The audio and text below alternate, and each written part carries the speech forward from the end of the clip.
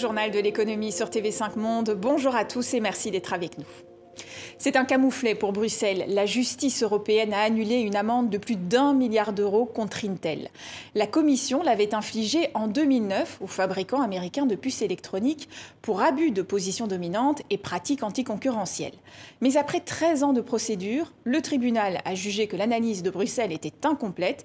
Cela montre qu'il est compliqué pour l'exécutif de résoudre rapidement les problèmes de concurrence. La Commission peut encore faire appel, mais elle devrait alors reprendre une enquête menée il y a plus de 15 ans.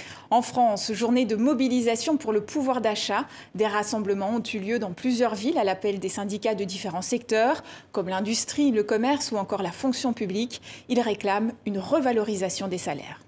Nous n'avons pas eu de coup de pouce au niveau du SMIC et quand on voit les grosses hausses de l'énergie, les grosses hausses des produits de consommation, des loyers, de tout ce qui aujourd'hui nous met dans une précarité totale, évidemment on est là pour demander une hausse du salaire minimum qui évidemment entraînera une hausse de tous les salaires.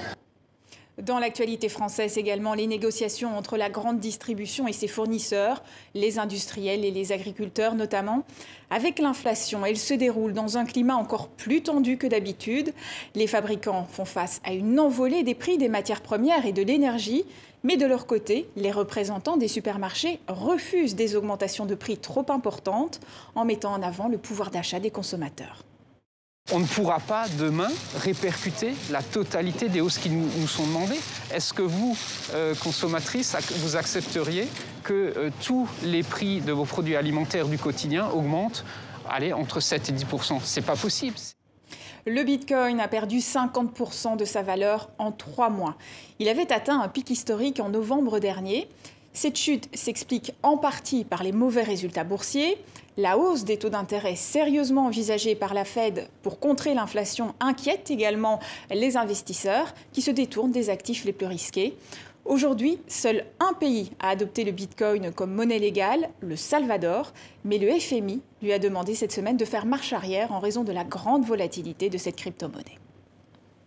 C'est ce que l'on appelle le rétrofit, la transformation d'une voiture thermique en électrique. Mini va proposer un tel service aux propriétaires de ces modèles historiques.